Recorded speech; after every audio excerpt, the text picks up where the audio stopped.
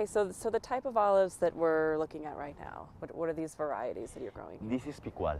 Picual. This is Picual variety. Oh, Picual. Okay. For example, this tree of Picual, the ripeness is changing faster than the other. Okay. Okay.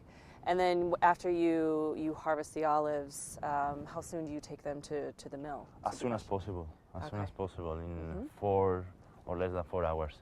Less than 4 hours. Yeah, less than. Once we pick, we transport to the mill and the time that they need, because it needs to be down loud and then to crush them. So as fast as we can. Of course, yeah.